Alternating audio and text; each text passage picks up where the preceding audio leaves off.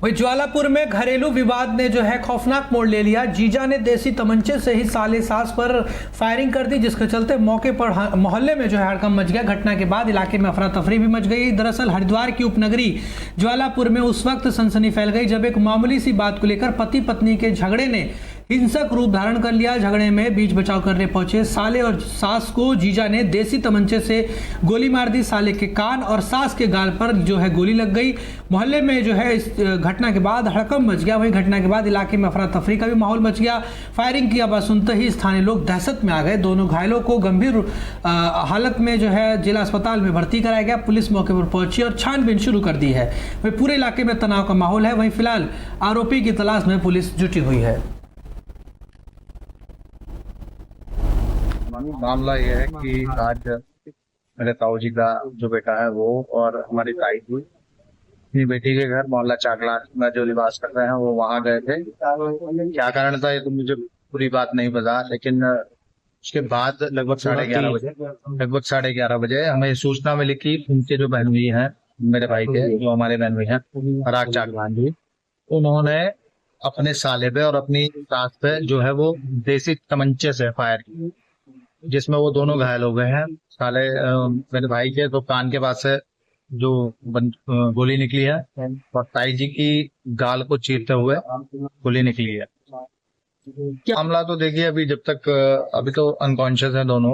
पूरा मामला तो जब भी क्लियर होगा कि बात क्या थी क्या नहीं। केवल मैं अभी किसी फंक्शन से घर लौटा था तो मेरे मित्र का मेरे पास कॉल आया और उसने मुझे इस बात से अवगत कराया कि ऐसा हो गया, और तो मैं तभी उनको लेकर निकला हूँ। हमलावर तो देखिए उसका तो पुराना क्रिमिनल रिकॉर्ड भी है थाने में, और स्वभाव ही उनका ऐसा है कि वो कहीं ना कहीं खड़े होकर कहीं भी फायर मार देता है और किसी ना किसी को मार देता है। कुछ भी कोई हमारे लिए। मैं बता दें हरिद्वार में मौसम विभाग ने जो है अलर्ट जारी किया है। तेज बारिश और तूफान का अलर्ट जारी किया गया है। भूस्खलन और रास्ते बंद होने का भी खतरा बना रहेगा। उत्तराखंड में मई की शुरुआत से ही मौसम का मिजाज बदला हुआ नजर आ रहा है। आज यानी कि 2 मई को भी पहाड़ी राज्य में झमाझम बारिश का सिलसिला जारी रहने वाला है। मौसम विभाग ने राज्य के ज्यादातर जिलों में तेज बारिश, ओलावृष्टि और तेज हवाओं का अलर्ट जारी किया है। खासतौर पे बता दें कि हालात 1-2 दिन नहीं बल्कि पूरे हफ्ते यही बने रहेंगे।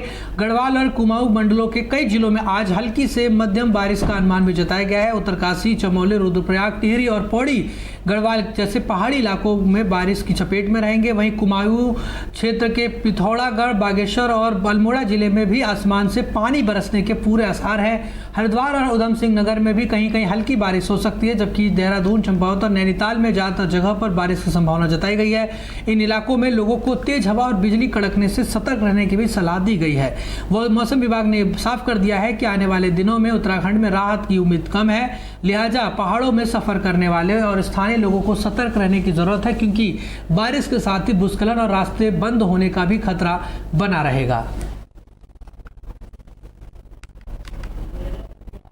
वही हरिद्वार में बता दें शासन ने जो है सख्त कार्रवाई की है। नगर निगम की जमीन खरीद के मामले में करोड़ों का घोटाला हुआ था, जिसके बाद हरिद्वार जो शासन है उसने कड़ी कार्रवाई की है। हरिद्वार से ये बड़ी खबर आपको बता रहे हैं, जहां नगर निगम की जमीन खरीद में हुए करोड़ों के घोटाले को लेकर शासन की तरफ से सख्त एक्शन लिया गया है। घोटाले की गूंज के बीच नगर निगम के 4 अफसरों को सस्पेंड भी कर दिया गया है। सस्पेंड होने वालों में सहायक नगर आयुक्त रविंद्र कुमार दयाल, अधिशासी अभियंता आनंद सिंह मिश्वाड़ और कर एवं राजस्व अधीक्षक लक्ष्मीकांत भट्ट और अवर अभियंता दिनेश चंद्र कांडपाल शामिल हैं। इसके साथ ही वरिष्ठ वित्त अधिकारी निकिता बिक्स को भी कारण बताओ नोटिस जारी कर दिया गया है। जानकारी के मुताबिक ये सभी अफसर उस समिति में शामिल थे जिसने सराय स्थित जमीन को खरीद का फैसला किया था। आरोप है कि कृषि भूमि को नियमों के खिलाफ जाकर आवासीय भूमि घोषित कराया गया और करीब 15 करोड़ की जमीन को 54 करोड़ रुपए में खरीद लिया गया। ये पूरा मामला प्रशासक काल का है, जब नगर निगम बिना बोर्ड के चल रहा था। अब इस खेल का जो है बड़ा खुलासा होने पर अफसरों पर गाज गिरी है और बाकी की जांच भी अभी तेजी से जारी है।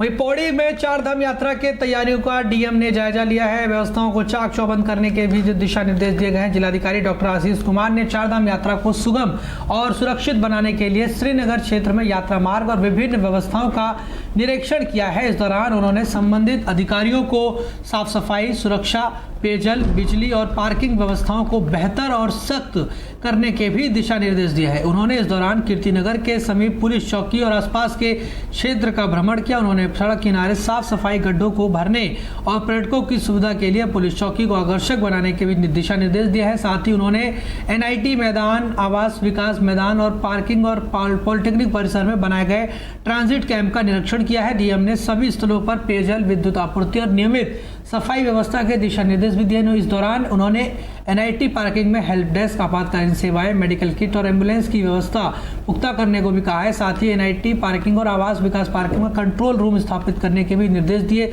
जिलाधिकारी ने आवास विकास मैदान में रह रहे बाहरी लोगों के सत्यापन करने के भी इस दौरान निर्देश भी दिए हैं। जिलाधिकारी ने अन्य संबंधित विभाग की अधिकारियों को भी अपनी व्यवस्थाएं करने के इस दौरान निर्देश दिए। निरीक्षण के दौरान उप जिलाधिकारी श्रीनगर नुपुर वर्मा, CO श्रीनगर अनुज कुमार और अधिशासी अभियंता NH राजवीर चौहान, कोतवाली प्रभारी जयपाल नेगी, सहायक अभियंता कृष्णकांत, तहसीलदार धीरज राणा और नायब तहसीलदार दीपक भंडारी सहित कई अन्य अधिकारी भी मौके पर मौजूद रहे। देखिए, इसमें हमने जो मेजर पार्किंग के लिए फोर्स का डिप्लॉयमेंट कर दिया है और वहाँ जितने भी यात्रियों की व्यवस्था है, बेसिक एमिनिटीज है, वो भी स्टेशन हो गए स्थानीय प्रशासन द्वारा। साथ ही साथ हमारी जितनी होमगार्ड्स है, PRD है, वो भी हमें आवंटित हो गई है। इसके अलावा हमें CPMF का भी एक सेक्शन प्लाटून मिलेगी, तो उसको भी हम डिप्लॉय करेंगे। हमारा ये अनुरोध रहेगा कि आप जो है यात्रा जो है आपकी यात्रा सुगम में रहे और आपकी यात्रा सरल रहे, इसके लिए हम प्रतिबद्ध हैं। और यात्रियों से भी अपील है कि वो जितनी मर्यादा में रहकर ये यात्रा करें ताकि कोई भी अपने घटना सर द्वारा ब्रीफिंग दी गई है। सभी जो है हमारी पुलिस को और जितने भी हमारे स्टाफ है ये हम लोगों की मल्टीपल मीटिंग्स हुई है, काफ़ी बार रिव्यू किया गया और कुछ एक चीज़ों में जो इम्प्रूवमेंट की ज़रूरत है। जैसा कि हम फरासू की एक पर्टिकुलर पॉइंट पे खड़े जहाँ सुसाइड कटिंग के कारण अभी हमें रोड को वाइडनिंग का कंसर्न थी। इसी तरीके के कुछ पर्टिकुलर इम्प्रूवमेंट और या ब्यूटिफिकेशन को लेकर, सफाई को लेकर माननीय मुख्यमंत्री जी द्वारा जो निर्देश दिए गए उन्हीं के अनुपालन और उन्हें अंतिम चरण में बेटर करने का जो हमारा प्रयास है, यही एक कोशिश है। और हम लोग ये ट्राई कर रहे हैं कि आने वाले तीर्थयात्रियों को बेहतर से बेहतर सुविधाएं और मदद दें। अपना जो टेंट जिसमें माननीय आयुक्त महोदय द्वारा निर्देशित किया गया था कि वो पुलिस के साथ ही लगाएंगे, तो फरासू में उनका टेंट लग रहा है। और इसी तरीके से जो इनका बेस कैंप है या बेस हॉस्पिटल है, उसको भी हम लोगों ने पहले भी रिव्यू किया। जो डॉक्टर्स हैं उनकी संख्या प्रॉपर है और अगर कोई भी मेडिकल इमरजेंसी होती है तो हम लोग बेहतर सुविधाएं देने। देखिए, इसमें हमने जो मेजर पार्किंग के लिए फोर्स का डिप्लॉयमेंट कर दिया है और वहाँ जितने भी यात्रियों की व्यवस्था है, बेसिक एमिनिटीज है, वो भी। वहीं टिहरी में बता दें, मुख्यमंत्री खिलाड़ी प्रोत्साहन योजना में जनपद टिहरी के 200 युवाओं का चयन हुआ है। चयनित युवाओं को प्रतिमाह जो है 2000 की छात्रवृत्ति दी जाएगी। जनपद टिहरी में गढ़वाल में बता दें कि मुख्यमंत्री खिलाड़ी प्रोत्साहन योजना की चयन प्रक्रिया पूरी हो गई है। इस चयन प्रक्रिया में 200 युवाओं का मुख्यमंत्री खिलाड़ी प्रोत्साहन योजना में चयन भी हुआ है। योजना का मुख्य उद्देश्य पर्वतीय ग्रामीण क्षेत्रों के विभिन्न आयु वर्ग के युवाओं की प्रतिभाओं को चयनित कर उन्हें आगे बढ़ाने के लिए प्रोत्साहित करना है। मुख्यमंत्री खिलाड़ी प्रोत्साहन योजना के अंतर्गत चयन प्रक्रिया में 14 से 17, 17 से 19 और 19 से 21 और 21 से 23 वर्ष के आयु के वर्ग के बच्चों के बैटरी टेस्ट यानी कि फिटनेस टेस्ट के साथ ही स्किल टेस्ट भी शामिल है। जनपद के प्रत्येक विकास खंड से athlete boxing, judo, karate, badminton, taekwondo, volleyball, football, basketball, hockey, table tennis और इसके अलावा आपको बता दें कि कबड्डी जैसे 12 खेलों में प्रति खेल 4 बालक और 4 बालिकाओं का चयन हुआ था। योजना के अंतर्गत सभी बालक बालिकाओं का आयु वर्ग के आधार बैटरी टेस्ट और स्किल टेस्ट लिया गया, जिसमें प्रति खेल 2 बालक 2 बालिकाओं का चयन किया गया है। केवल एथलीट गेम में 3 चयनित बालिकाओं को रखा जा रहा है। मुख्यमंत्री प्रोत्साहन योजना के ट्रायल में पहुंचे बालक बालिकाओं ने प्रदेश सरकार द्वारा चलाई जा रही इस योजना को अपने लिए बहुत ही उपयोगी बताया। भिलंगना ब्लॉक की जया डबोला ने बताया कि योजना के तहत उसने बैडमिंटन का ट्रायल दिया। उनका सपना फिजिकल एजुकेशन की टीचर बनकर बच्चों की नई नई स्पोर्ट्स की एक्टिविटीज को सिखाकर उनके भविष्य को उज्जवल करना है।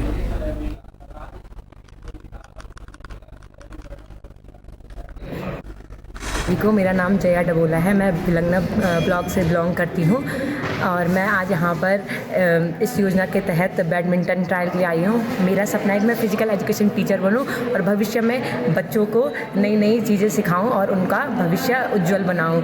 तो इसके लिए मैं सबसे पहले हमारे मुख्यमंत्री जी धामी जी को धन्यवाद करती हूँ कि जिन्होंने हमें ये मौका दिया है और इसके तहत मुझे बहुत कुछ नया सीखने को मिल रहा है। मैं टिहरी टीम को भी धन्यवाद करना चाहती हूँ कि उन्होंने हमें ये मौका दिया है। धन्यवाद।